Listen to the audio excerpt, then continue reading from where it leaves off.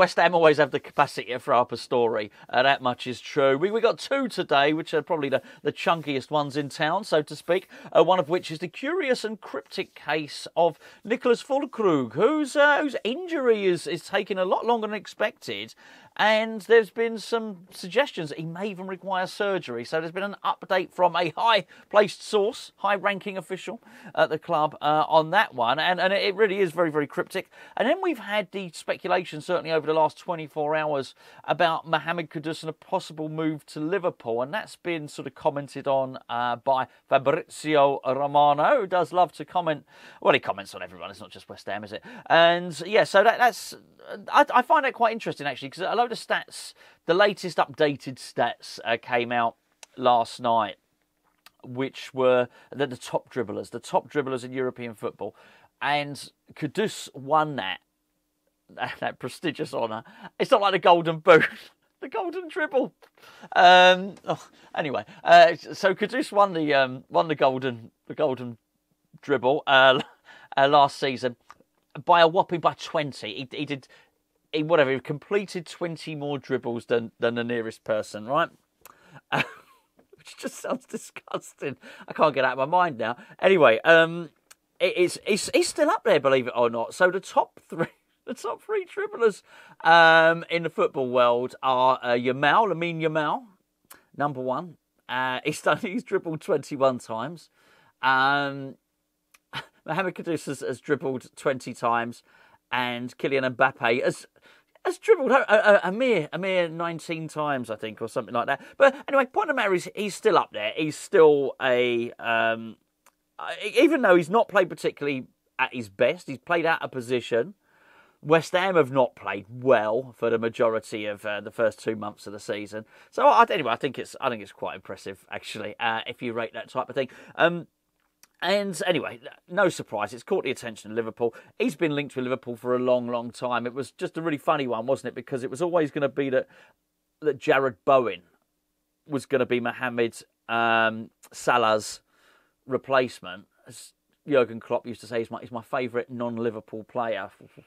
Anyway, which is fine. He left, he didn't sign him anyway. But the very moment he stops getting linked with a move to Liverpool, then it's Kudus that gets linked with him. What's Romano said? Romano has said, he's left it a little bit open. It is a little bit cryptic.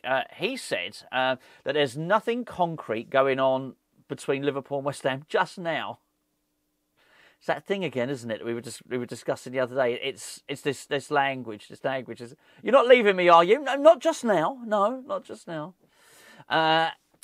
Romano went on to say, similarly with Kudus and Liverpool, there is currently nothing concrete to report at the moment. I mean, this is not great.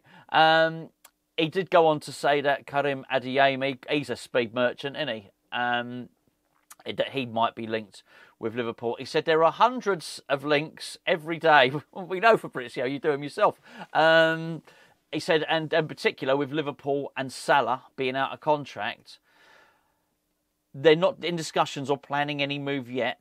It's just at the moment they need to explore the market, and they're still going to talk about Salah signing a new contract. So I think what he's trying to say is that if Salah doesn't get a new contract, something might be happening. Anyway, she said so. But anyway, there's not really nothing concrete on Kudus just now. It's not an October and November topic for me. Okay, brilliant. So there might be something in it in December, then something like that. I really. It's just bloody international break, honestly. I'm not blaming that on Fabrizio Romano, by the way. But I just... It would have been really good to have the follow-up game. I think for many, many reasons, I think it would have been good. Kudus looked better. Well, he scored a goal. He hit the post. He just looked generally more involved, didn't he? He's, not just on a European level, his dribbling stats were good. He was doing lots of take-ons, doing lots of that other stuff, just for West Ham. And it's not just a case of, it's Ipswich. He's been doing it against everyone and always has done, hasn't he, really? But I think he could have done with that game coming up. He could have done with being played against Tottenham. You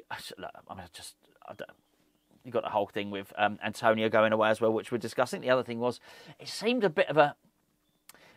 didn't seem a bad time to play Tottenham, really. I think they got a lot of stick for losing against Brighton, didn't they? And not saying they were there for the taking. I thought actually it was a good game. I thought they were really, really good in that first half. And I thought Brighton were really good in the second half.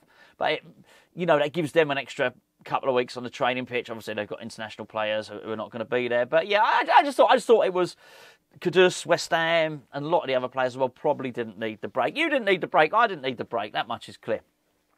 Let's get on to... before I do start and talk about this weird thing that's going on with Niclas Fullkrug, can I please point in the direction of Hammers Chat Patreon? Hammers Chat Patreon, we've got a free 7-day trial. I'm not going to labour the point and say you should know all about it by now. It's our third Hammers Chat channel. It's a great way how you guys can help support Hammers Chat, help us basically upload a video every day on both channels and lots more beside. It's our third channel. There's 3 separate tiers where you can sign up. You can actually go back as well. If you go and look at it, you can go back and retrospectively watch a lot of the old stuff as well. So the old podcasts. We've got an awful lot going on there at the moment. More podcasts, more videos than I can even begin to list without wasting a lot of your time now. The link's in the description below. It's patreon.com/HammersChat. We've got a lot of competitions. We give away a lot of stuff over there. And in fact, actually monetarily, you're probably better off actually signing up for Patreon and using that and enjoying a lot of the free-to-enter competitions once you are a Patreon member. Anyway, links in the description below. Patreon.com/HammersChat. Niclas Fullkrug, right. Yeah. He scored against Hungary for Germany. 2 days later, got injured in training. Achilles, I don't know. I'm not a medical man, as you know. Whatever. Did something with his Achilles, but it wasn't that bad. So, initial diagnosis, he's going to be out for 3 weeks. Then he comes back to training. And by the way, he has trained on occasion here. This is the thing. He has, from what I can gather, Fullkrug keeps going back to training, and then he's like in a lot of agony, he's in a lot of pain, he can't continue training. So actually, when he returned back early, so basically Germany in September had 2 games. He played against Hungary, scored against Hungary. He got sent back here. He didn't play the second game, so he got injured, basically. So he started his treatment then. Almost, he had a scan, and then it was almost a case of people were suggesting that possibly he would be ready for the next game, the next West Ham game. Obviously, that never happened, and well, the rest is history. You know this now. At best, he couldn't play until the Tottenham game, which is on the 19th of October, keeping him out a lot longer than expected. But he keeps being seen at training, then not. And clearly there's complications, there's problems. Anyway, so rumour started a few days ago that he may well require surgery, that it could be worse than we thought. Now, what happened was Sean Weston contacted a high-placed source at the club, and I've got it just here because I don't want to misquote anybody at all. But I found this was really interesting. So this is like a top West Ham source said, when asked, does Fullkrug require surgery? That was the question. What came back was, I've heard nothing about our players needing operations, but anything is possible. Last I heard, he was expected to be ready for Spurs. Now, okay. Now, I guess it depends which half of that you want to read into it. I would just expect what to come back is, no, there's no operation at all. What I wouldn't expect would be somebody who's, let's put it this way, heavily involved in the club. So they've heard nothing about our players needing operations. I think you'd know. I think you would either way. If you've sanctioned, if you signed the cheque, or one of the people at the boardroom that signs a cheque on the on the £27 million or £25 million or whatever it is, I think you know. You either know, yes, he's fit, or he's recuperating, or he's having an operation. So it's a little bit of a concern. I don't blame the club for being coy on it. I wouldn't even, I probably wouldn't comment on it myself. But it is a little bit of worry if that's the case. And it's not that we miss him. We've never had him. How can you miss something you've never had? But numerically, we will miss him. And it was always going to be the case, wasn't it? When you go in, what's he? Fullkrug 31, Danny Ings 51 or something like that. And I'm joking, obviously. Good old Annie. She's a young spring chicken, Annie Dings. I think only 31, quite possibly. And Mikel Antonio, a sprightly 34. I mean, he was brilliant. I thought he was brilliant, Antonio. Absolutely brilliant against Ipswich. Really heavily involved. And, you know, I mean, could have got man of the match, really, couldn't he? I don't think too many people would have complained. You know, he's had an involvement in every single goal. Beautiful. The best cross of the game as well, where Kudus headed it. Little mime for you there. Kudus headed it against the post. Just a very, very good game. Obviously goes off to Jamaica. He never comes back the same when he goes to Jamaica.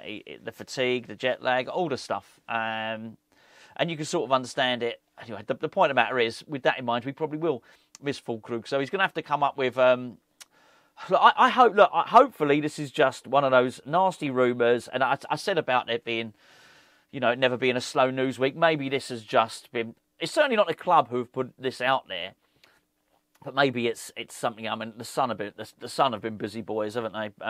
In the last week or two, certainly putting stuff out. I don't even know. I'm not even sure that they put this story out. I don't want to blame the wrong person for the story, but maybe it's just put out there and it's not accurate. But you do hear that. You do hear from people, you know, in and around the club that, you know, he's trained today, or he's not trained today.